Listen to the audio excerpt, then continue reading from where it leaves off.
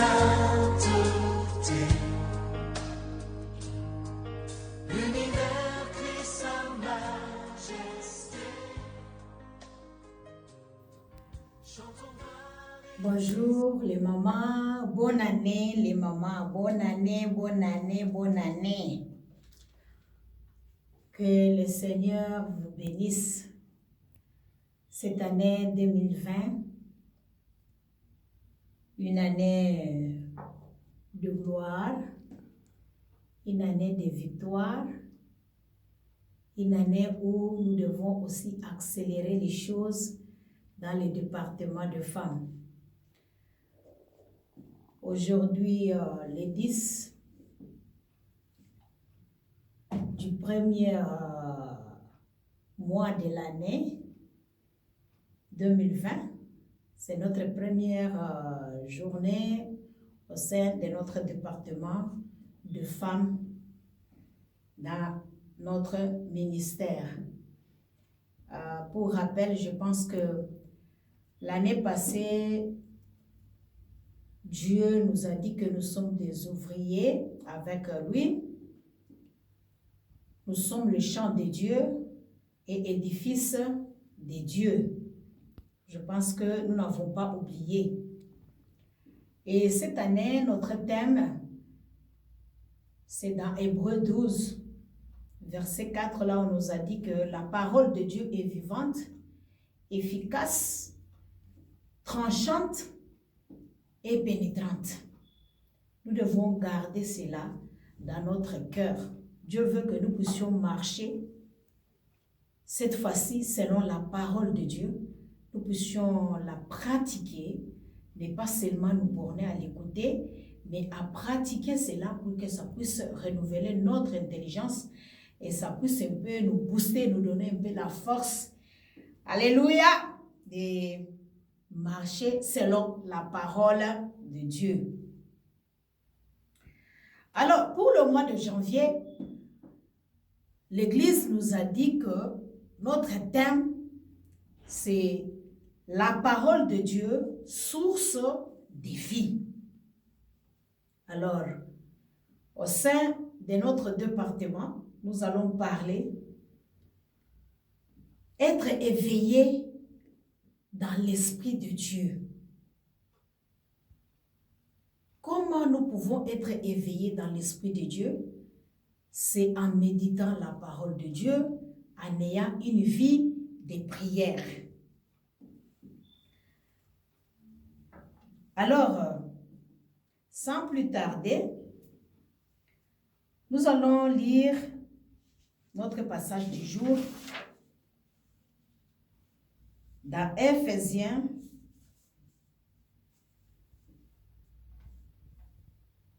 chapitre 6.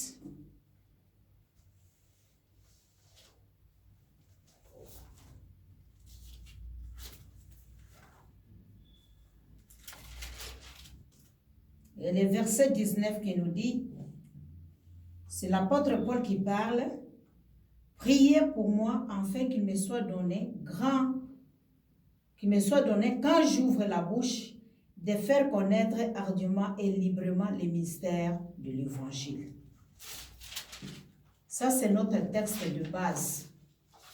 Nous devons prier pour que cette parole nous soit annoncée par l'Esprit, selon que Dieu le veut dans toute la vérité, pour que ça puisse nous conduire aussi cette année, comme la Bible nous dit, pour qu'elle soit vraiment efficace dans notre vie, pour qu'elle soit vivante, pour qu'elle puisse vraiment séparer à nous ce qui est l'œuvre de la chair et l'œuvre et les fruits de l'esprit, afin que nous puissions vraiment faire la volonté de Dieu cette année comme Dieu le veut.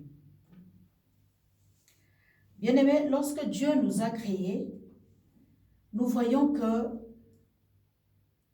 l'homme est composé, est tripartite.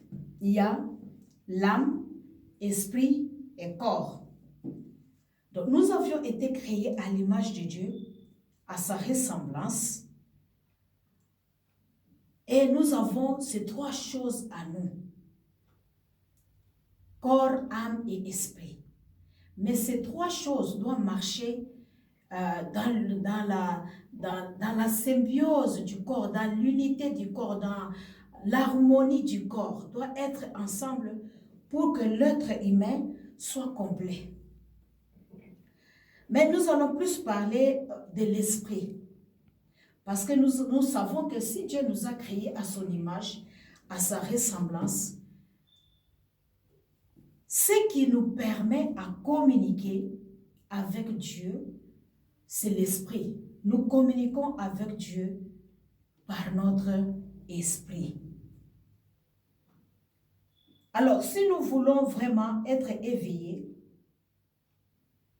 nous voulons vraiment rester connectés à notre Dieu, rester en relation avec notre Dieu, notre esprit vraiment puisse écouter Dieu et marcher selon la volonté de Dieu. Nous devons vraiment dans notre prière de chaque jour, parce que Dieu est notre créateur, nous devons faire tout notre nécessaire pour garder cette communion du corps, de l'âme et de l'esprit, afin de permettre que la promesse de Dieu, la grâce de Dieu, la parole de Dieu puisse agir dans notre vie. Job 32, verset 8 dit ceci, « Mais en réalité, dans l'homme, c'est l'esprit, le souffle qui donne la capacité de comprendre. L'esprit est dans l'homme, mais l'inspiration du Tout-Puissant, c'est ce qui les rend intelligents. C'est pourquoi Job dit, en réalité, dans l'homme, c'est l'esprit. Donc, c'est l'esprit qui nous met en connexion avec Dieu. C'est par l'esprit que nous communiquons. Et l'esprit, c'est dans notre âme, d'où viennent toutes ces choses, le mal et le bien, qui communiquent à notre cerveau et que nous puissions arriver à travailler. Vraiment, lorsque nous regardons la femme avec toutes ses responsabilités, chacun ou chacune de nous connaît que nous, les femmes, vraiment, nous sommes très habiles à faire différentes activités. Tu vas voir une maman en train de laver, en train de préparer, en train de surveiller aussi un bébé quelque part. Donc ça, c'est la femme. Dieu nous a donné ces capacités-là de faire multiples travails au même moment. Dieu nous a équipés. C'est pour cela il nous a donné ce rôle d'être aide à côté du mari. Mais la plupart des cas, qu'est-ce que nous remarquons? Nous remarquons que la femme, en faisant tout ce travail-là, nous nous retrouvons à un moment donné, on est faible. À tel point, on ne sait plus faire ce qui est vraiment nécessaire ou essentiel dans notre vie. Je pense que notre relation avec Dieu est très très importante plus que toute autre chose. Alors nous remarquons que la femme, en faisant tous ses travaux, elle devient très faible.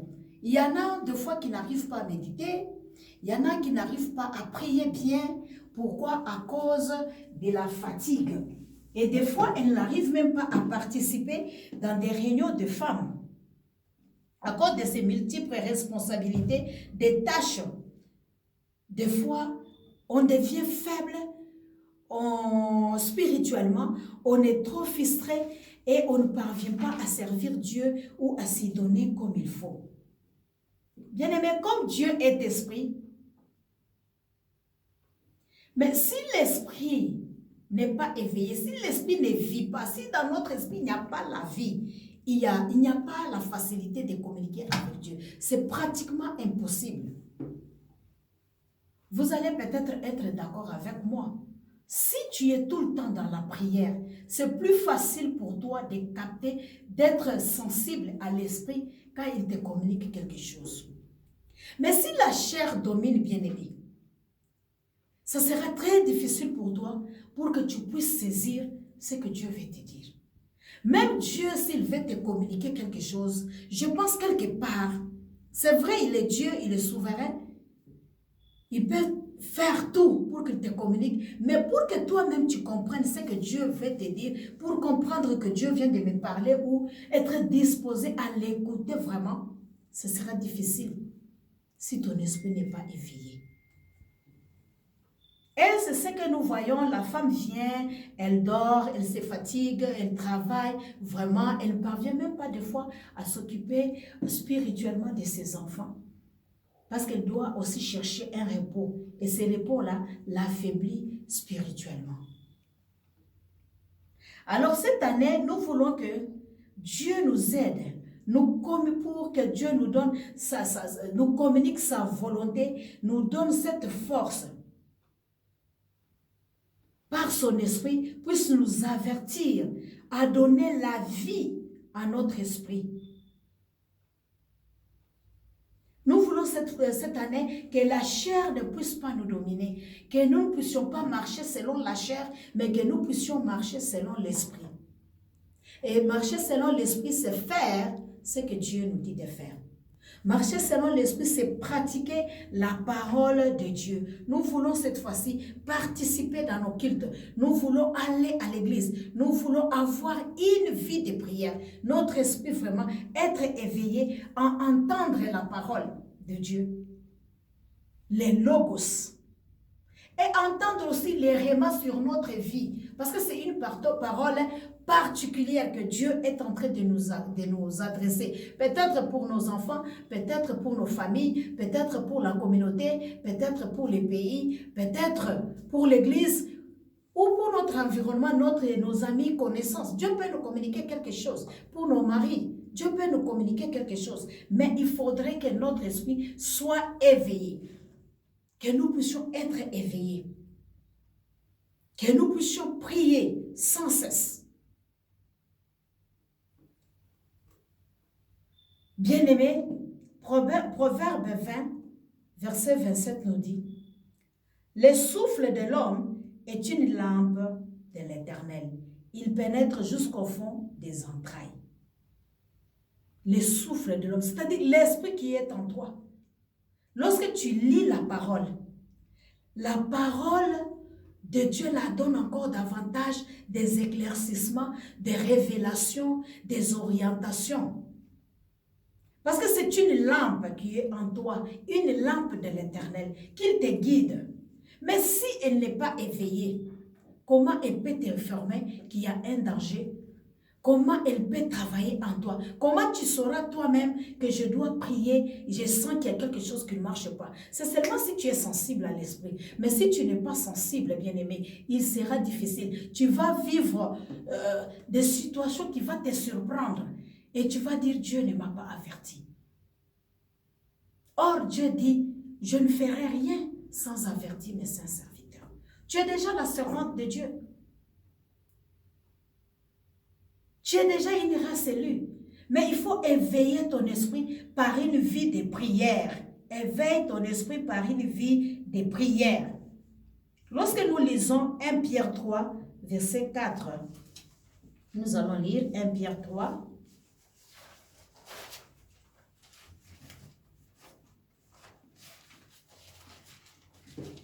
1 Pierre 3, versets 4 à 5 nous dit ceci.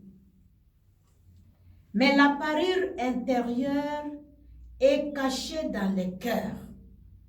La parure incorruptible d'un esprit doux et paisible, qui est d'un grand prix devant Dieu. Bien-aimé, tu te rendras compte que la Bible est en train de nous parler que nous ne devons pas, surtout nous les femmes, avoir seulement la parure extérieure. Mais ce qui importe plus, c'est notre parure intérieure. Donc nous devons veiller sur notre intérieur. Là où est caché, c'est caché dans le cœur, la pureté incorruptible d'un esprit doux et paisible. Donc c'est ce que nous devons chercher cette année. la parure intérieure qui est cachée dans notre cœur, qui n'est pas corruptible, une pureté de l'âme, une pureté d'esprit, qui est cachée au fond de nous, au fond de nous-mêmes, pour que nous puissions plaire à Dieu. Mais nous devons veiller sur cela.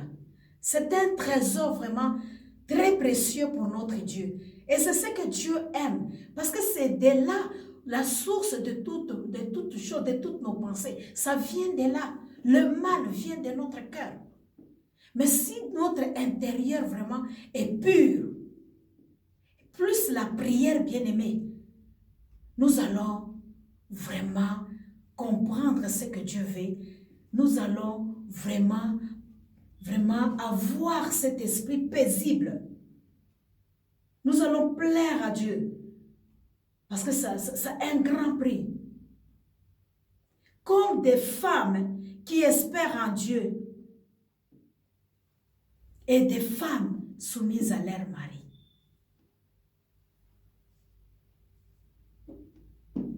Si je peux ouvrir une parenthèse, si nous sommes soumis à nos maris, nous devons aussi comprendre qu'ils ont l'autorité sur nous.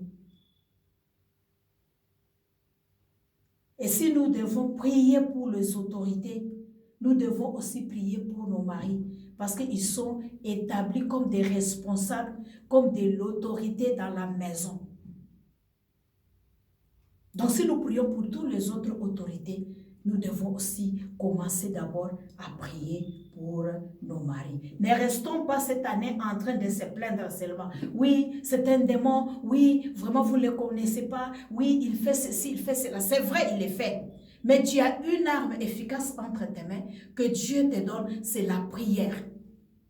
Et si tu es dans l'esprit de prière, ton esprit, qui est la lampe de Dieu au-dedans de toi, va te révéler qu'est-ce que tu dois faire. Comment tu dois prier pour lui? Qu'est-ce qui le dérange? C'est lui qui va t'enseigner. Est-ce que tu dois répondre à ce qu'il dit, à ses réactions, ou tu dois garder silence? C'est l'Esprit de Dieu qui va t'aider. Parce que notre vie dépend de l'Esprit de Dieu. Vous allez être d'accord avec moi que c'est le monde spirituel qui dirige le monde physique. Mais si dans le monde spirituel tu dors, si dans le monde spirituel tu n'es pas éveillé, si dans le monde spirituel ton esprit n'a pas de vie, Dieu n'agit pas en toi, tu n'es pas en communion parfaite avec Dieu, comment est-ce que tu peux dominer maintenant les situations que tu traverses? Comment est-ce que tu peux arriver à faire la volonté de Dieu? À recevoir l'inspiration, à recevoir ce que Dieu est en train de te communiquer pour faire. Ça sera difficile. Nous devons savoir que malgré nos tâches, malgré nos responsabilités, le monde a prévu que les mêmes heures pour tout le monde, 24 heures. Alors, si tu te dis, j'ai toujours trop à faire, non, je n'ai pas le temps, bien-aimé, tu ne prieras pas. Bien-aimé, tu n'écouteras pas la parole, parce que pour bien prier, il faut connaître aussi la parole. Parce qu'il faut prier selon la volonté de Dieu. Et Dieu nous recommande aussi, en tant qu'enfants de Dieu, d'aller dans les assemblées, d'être ensemble avec les autres, parce que c'est là où il déverse aussi sa grâce. C'est là où nous vivons aussi la communion fraternelle. Mais si toi, tu te retires parce que tu n'as pas le temps, parce que tu es chargé, parce que tu as des problèmes, tu n'écouteras pas la parole. La parole vient de ce qu'on entend, et ce qu'on entend vient de quoi? De la parole de Dieu qui est la Bible, qui est notre constitution qui nous conduit. Mais si toi, tu n'écoutes pas, si toi, tu ne médites pas, bien-aimé, comment est-ce que tu vas agir fidèlement selon la volonté de Dieu? Comment est-ce que la parole de Dieu que Dieu nous a donnée, de dire qu'elle est tranchante, qu'elle est vivante, qu'elle est efficace? Comment est-ce qu'elle va être efficace dans ta vie? Comment est-ce qu'elle va agir dans ta vie? Ça sera difficile que cette parole puisse agir dans ta vie. Donc, il nous est nécessaire vraiment de nous organiser, que de passer du temps à se plaindre, d'organiser notre travail. Et afin que nous puissions aussi nous disponibiliser pour Dieu, nous disposer. Et dire à Dieu, mais voici Seigneur, utilise-moi aussi. Mais voici Seigneur ta servante, à tes pieds, parle-moi et je t'écoute. De recevoir le plan de Dieu, le plan du vin de Dieu, ce que Dieu a déjà prévu. Et que nous puissions aussi maintenant marcher comme des chrétiens victorieuses. Mais si, des chrétiennes victorieuses plutôt, si nous ne voulons pas suivre cela, bien-aimés, il nous sera difficile. Et Satan, nous allons laisser l'œuvre de la chair dominer en nous et il sera glorifié. Il sera glorifié. Parce que lui ne cessera pas de solliciter le mal. Il continuera à solliciter le mal. Mais c'est à nous. La Bible nous dit dans Chronique 12 que si nous cherchons l'Éternel, si nous méditons sa parole, nous n'allons pas faire du mal. Alors, si toi, tu ne veux pas méditer sa parole, tu ne veux pas prier, tu ne veux pas t'accrocher, bien-aimé cette année, tu vas être à la merci de l'ennemi. Et tu seras toujours surprise tout le temps. Et tu continueras toujours à te plaindre. Ce n'est plus le temps de se plaindre. C'est le temps de se lever maintenant. C'est le temps de prendre la parole pour qu'elle soit efficace, pour qu'elle puisse être tranchante dans notre vie, qu'elle sépare ce qui est mauvais et bien. Pour qu'elle puisse nous pénétrer au-dedans de nous, enfin ce qui est mauvais puisse sortir et que cette parole puisse germer à nous et produire les fruits, et les fruits dignes de la repentance, le fruit qui demeure. C'est à ce moment-là que nous-mêmes, nous allons avoir la vie. Et si nous avons maintenant cette vie qui vient de la parole de Dieu, nous allons maintenant la transmettre à nos enfants. Nous allons maintenant la transmettre aux autres. Nous allons maintenant la transmettre dans le travail que nous faisons et dans notre vie, partout où nous sommes, dans nos ménages. Nous allons maintenant être des femmes qui ont la vie de Dieu. Et nos enfants vont aussi voir cela. C'est à ce moment-là qu'ils vont aussi imiter. Parce que même l'enfant, tu ne peux pas l'enseigner ce que tu ne connais pas. On ne donne que ce qu'on connaît. Et les enfants nous imitent, ils regardent notre vie. Et ils vont témoigner réellement que notre mère, c'est une femme de prière. Notre mère, elle nous instruit le chemin de Dieu. N'est-ce pas ce que la Bible nous recommande? Instruis à l'enfant, montre à l'enfant les chemins à suivre. Enseigne-lui selon la parole de Dieu. Corrige-lui pour que cette parole puisse rester. Même s'il grandit, il ne va pas se détourner de ce chemin-là. Parce que c'est une semence que tu as mis dedans. Et chaque jour, ça va grandir, ça va grandir, ça va produire des effets. Et cela, nous devons commencer dès le bas âge. Il ne faut pas attendre que l'enfant puisse grandir. Déjà dans les seins, tu dois commencer à parler à l'enfant qui est dans ton sein. Dans les berceaux, tu t'approches, tu parles de la parole de Dieu. Tu répètes la parole de Dieu. Tu lis la parole de Dieu. Cette parole va rester. C'est une vie. C'est une semence. Ça va mourir, mais ça va germer un jour. Ça va devenir un grand arbre et ça va produire des fruits. Alors écoutons la parole. Mettons-nous à genoux. Cette parole de vie réellement va agir à nous. Nous devons nous consacrer à la vie de prière.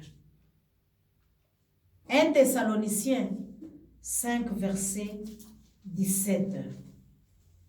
1 Thessaloniciens 5, 17 nous dit ceci. Priez sans cesse. Et lorsque tu es en 19, n'éteignez pas l'esprit. Priez sans cesse. Nous devons chaque jour, à tout moment, partout, dans notre vie quotidienne, que nous puissions chaque fois prier, avoir le temps de prier, avoir le temps de chercher la présence de Dieu. C'est consacré à la vie de prière.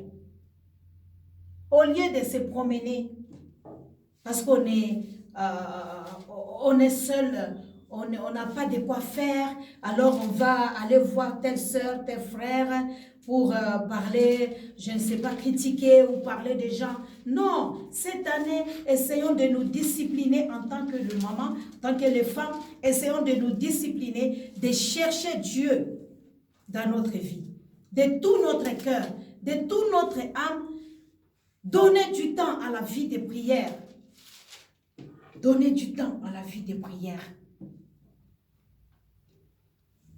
Lorsque tu pries, tu verras que les choses deviennent faciles et tu es sur cette tour-là qui contrôle toutes les choses et rien ne va t'échapper.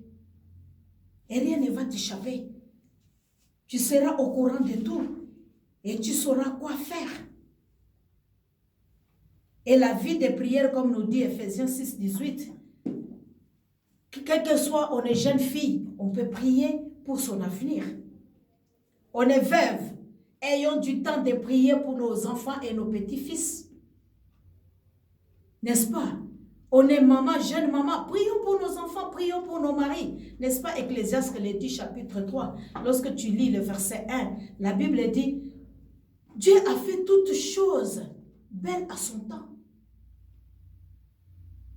Lorsque tu descends au verset 11, on va te dire encore qu'il y a un temps pour tout sous les cieux. Un temps pour prier, un temps pour travailler. Donc, c'est question que toi-même tu t'organises. Lorsque tu lis 1 Timothée 2, verset 2, la Bible nous demande de prier.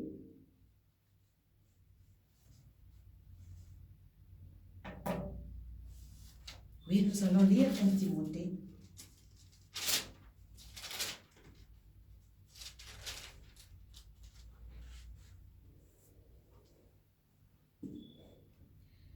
J'exhorte donc avant toute chose à faire des prières de supplication, des requêtes, des actions de grâce pour tous les hommes, pour les rois et pour tous ceux qui sont élevés en dignité, afin que nous menions une vie paisible et tranquille en toute piété et honnêteté.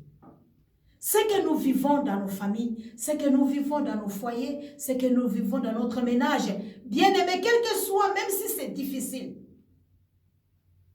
mais pour que tu puisses mener une vie paisible et tranquille, la Bible te recommande de prier. Pour que tu sois une femme pieuse, honnête, la Bible te demande de prier. La Bible te demande de prier. Jude 20 dit, pour vous bien-aimés, vous édifiant vous-même sur votre sainte foi et priant par le Saint-Esprit. Donc nous devons aussi prier par l'Esprit. Mais si tu n'as pas le temps, comment est-ce que tu vas faire toutes ces choses? Ta vie ne sera pas paisible. C'est pourquoi tu seras toujours agité, tu seras toujours troublé, tu chercheras toujours à raconter ton histoire à X, à Y, à Z. Au lieu de te concentrer dans la prière, c'est là où il y a la solution. Dieu va te répondre. Dieu écoute et exauce la prière. Lorsque tu étudies la parole de Dieu, la Bible nous dit dans Psaume 119, verset 105, que la parole de Dieu est une lampe à mes pieds, une lumière sur mon sentier. Elle sera une lumière pour toi. C'est seulement si tu la médites, c'est seulement si tu pries aussi. C'est là où tu recevras des révélations. C'est là où tu auras des orientations, comme je parlais. Lorsque tu lis les mêmes psaumes, le verset, je pense, 18, tu vas trouver, la Bible dit, David dit, ouvre-moi les yeux pour que je contemple tes merveilles dans ta loi. Donc tu dois méditer cette parole. C'est là où tu découvriras la volonté de Dieu. C'est là où tu vas contempler la loi de Dieu. Tu vas connaître ce que Dieu veut. Et tu vas maintenant transformer cela en prière.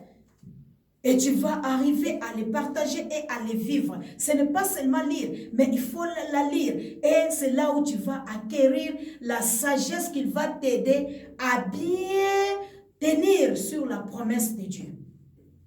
À aider à changer ton attitude, ton caractère, ton comportement, à renouveler ta réflexion, ta manière de voir les choses. Et à vivre une vie victorieuse. N'est-ce pas? 2 Timothée 3 nous dit ceci. 2 Timothée 3, verset 15 dit: dès ton enfance, tu connais les saintes lettres qui peuvent te rendre sage à salut par la foi en Jésus-Christ. Parce que toute parole est inspirée de Dieu.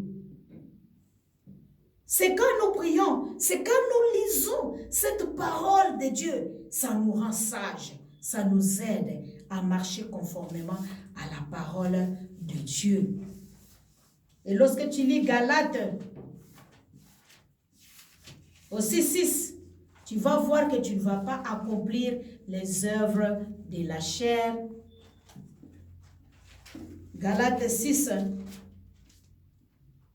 verset 9. C'est là où tu vas faire du bien. Ne nous lassons pas de faire le bien, car nous moissonnerons au temps convenable si nous ne relâchons pas. Donc pour faire du bien, il faut aussi connaître la parole.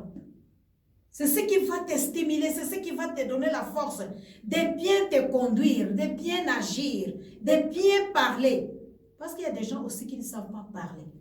Mais lorsque nous lisons la parole de Dieu, la parole nous instruit, la parole nous donne la sagesse, la parole nous donne des mots que nous devons utiliser pour ne pas blesser les autres, pour ne pas blesser nos maris, pour ne pas blesser nos enfants. Deuxième chose, cette année nous voulons que nous puissions revoir les gens avec qui nous marchons. N'oubliez pas que les mauvaises compagnies corrompent de bonnes mœurs. Proverbe nous donne des conseils. Proverbe 27, verset 17 nous dit ceci. Comme le fer aiguise le fer, ainsi un homme excite la colère d'un homme. Si tu te promènes avec les gens qui ne sont pas sages, tu te promènes avec les gens les femmes querelleuses. Or, la Bible dit que mieux vaut habiter une maison, un toit, sans pain, sans quoi, mais avec tranquillité, qu'habiter avec une femme querelleuse. Mais toi, tes amis, c'est une femme querelleuse. Tu te promènes avec elle. Elle va te rendre aussi cela. Des fois, jadis, quand on ne comprenait pas, n'est-ce pas, on nous dit même dans le monde, dis-moi qui tu fréquentes, je te dirai qui tu es. La femme de mon pasteur me disait ça, je ne comprenais pas. Mais quand j'ai médité réellement la parole, j'ai compris maintenant qu'il faut faire le choix. Il faut faire le choix, les gens avec qui tu te promènes. Si tu te promènes avec les sages, tu seras sage. Si tu te promènes avec les gens qui prient, tu vas aussi commencer à prier. Parce que cherche, qu'est-ce que tu fais dans ta cherche, puis tu t'attaches. Et puis vous allez voir que votre vie, vous allez vous impacter les uns les autres. Mais si vous êtes là, vous vous promenez que pour parler des gens. Vous vous asseyez que c'est pour critiquer. Tes amis, là, il n'y a rien qui ajoute dans ta vie. C'est pourquoi moi je dis, il ne faut même pas te plaindre. Oui, tout le monde m'a abandonné, tout le monde m'a laissé. Tout le monde t'a laissé. Quand ils venaient dans ta vie, qu'est-ce qu'ils ont apporté? S'ils ont quitté, Dieu merci, mais c'est le temps que toi, tu dois maintenant te donner dans la vie des prières, dans la vie de la méditation, pour que tu aies la sagesse. Et que cherche Dieu dans cette prière. Tu vas prier, Dieu va te donner des gens qui veulent t'aider à avancer dans ta foi. Tu es toujours avec les gens qui te disent, oui, n'allons pas à l'église, restons ici, on va écouter l'audio, on va faire ceci, on va écouter la télé, et puis c'est fini. Bon, c'est vrai, vous allez écouter, c'est la parole de Dieu. Mais sache bien que la communion fraternelle est très importante. C'est nécessaire d'être ensemble avec les autres. La chaleur humaine est très importante. Si tu t'isoles, mais à un moment, tu as besoin des gens. Il faut réfléchir. Donc, revois les gens avec qui tu te promènes. Proverbe 13, verset 20.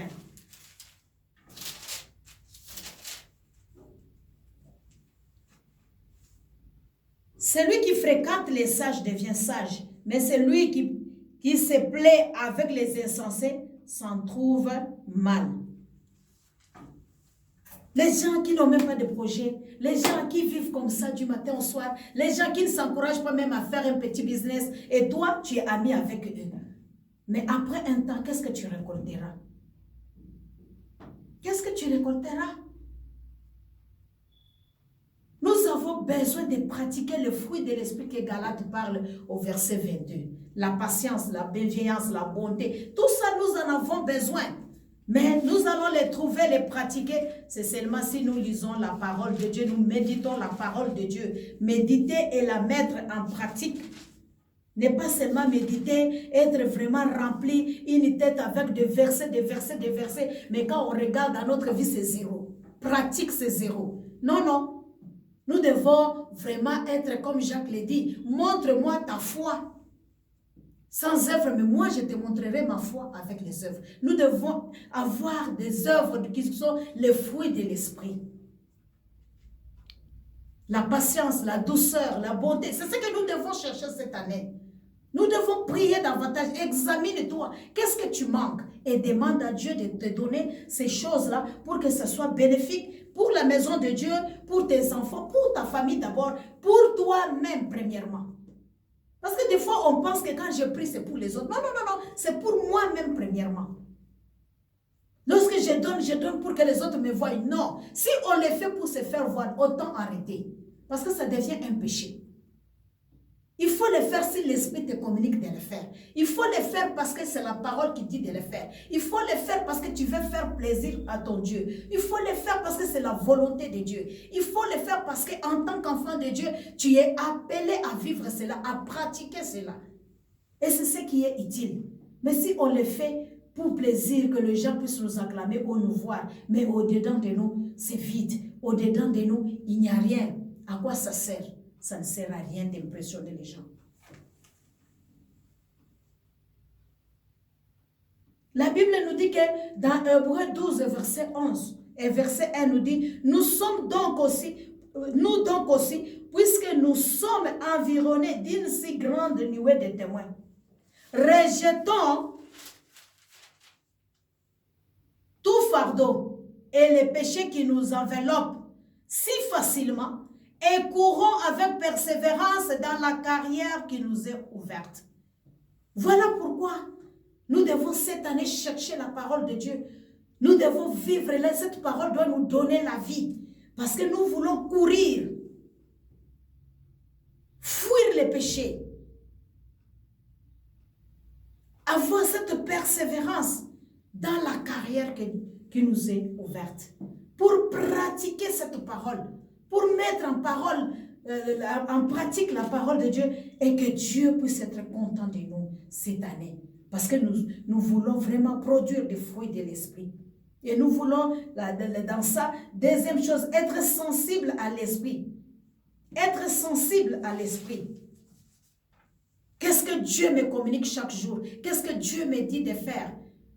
Ayez aussi au moins un petit carnet à côté.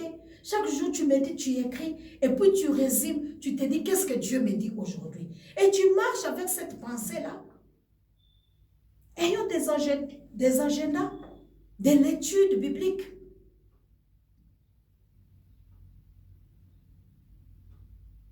Lorsque nous lisons Révélation chapitre 1,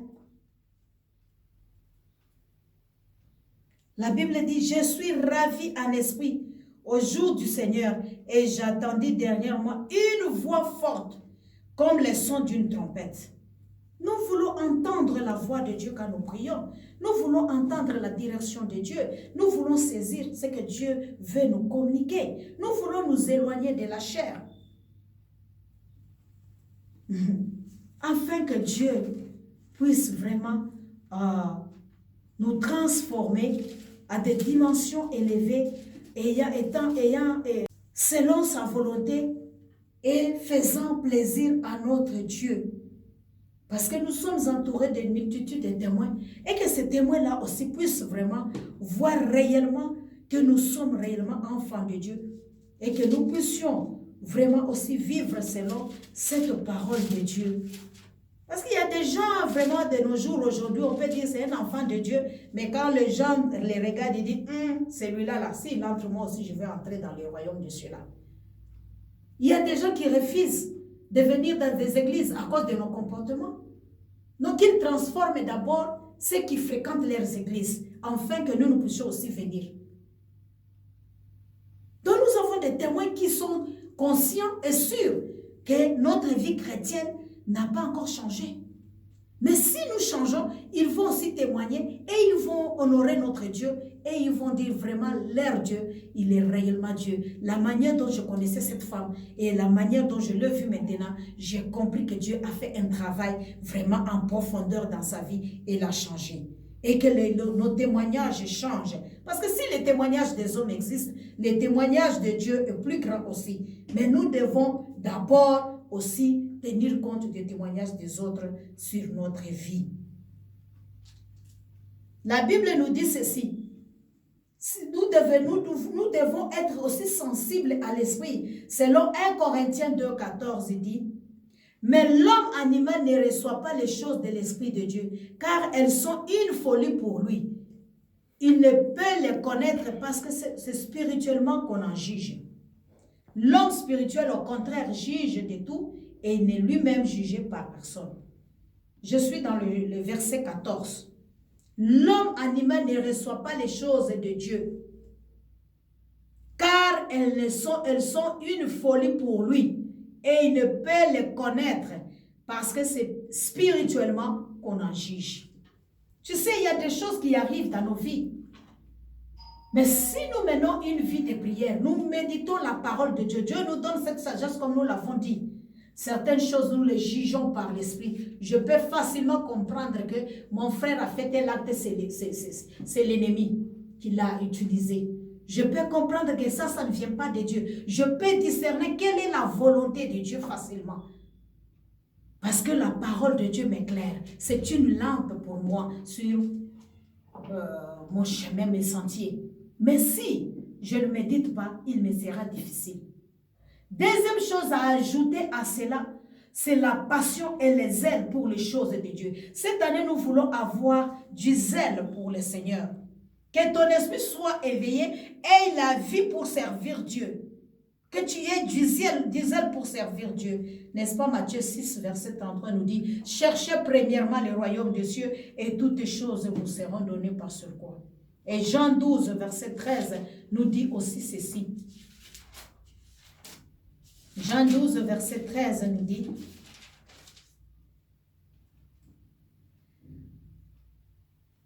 prirent des branches de palmier et allèrent au-devant de lui en criant, Hosanna, béni soit celui qui vient au nom du Seigneur, le roi des rois. Bien-aimés, pour attendre le roi des rois, nous devons aussi être éveillés. Pour crier Hosanna, que Jésus-Christ revienne, pour dire Maranatha, il faudrait aussi être éveillé. Sinon, on ne va pas attendre le son de la trompette. Et on va rester. Et on va dire, oui, moi j'ai prié, oui, moi j'ai servi le Seigneur, moi j'ai prophétisé, moi j'ai chassé les démons, moi j'ai fait cela de miracles. Vraiment, à l'église quand on a commencé, c'est nous qui avons fait ceci. Vous avez fait, c'est très bien. Mais maintenant, il est le Dieu de maintenant aussi. Il n'est pas le Dieu seulement du passé, il est le Dieu du maintenant. Il est dans le présent. Et maintenant, qu'est-ce que tu vas dire? Jadis tu étais, jadis tu as prié, jadis tu as servi le Seigneur. Et maintenant, qu'est-ce que tu vas dire au Seigneur? Qu'est-ce que tu vas dire au Seigneur? N'est-ce pas? Qu'est-ce que tu vas dire au Seigneur? Donc nous devons le voir. Nous devons être éveillés pour que notre esprit ait la vie. Et Romains 8, pour terminer.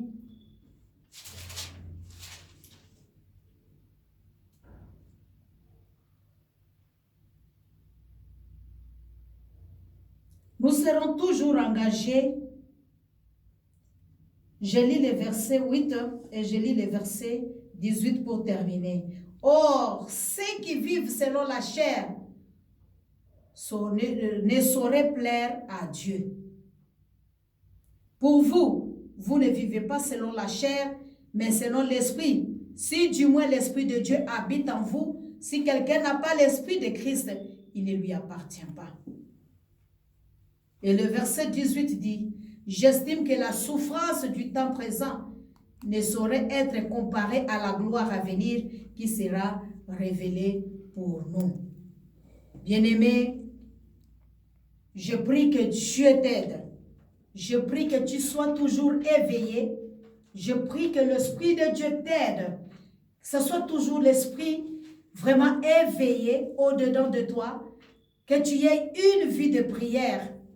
Une vie engagée, du zèle pour la maison de Dieu, comme la Bible le dit, que le zèle de la maison, c'est l'apôtre Paul qui l'a dit, de la maison de l'Éternel, mais dévore, bien-aimé, que ce zèle de la maison de l'Éternel puisse te dévorer, que ce zèle puisse vraiment te saisir, afin que tu ne recules pas cette année, tu n'abandonnes pas cette année, que tu juges tout par l'Esprit. Au lieu d'être là, oui, j'ai entendu, on m'a critiqué, on a dit, j'abandonne, je me retire. Bien-aimé, se retirer, tu te détruis toi-même.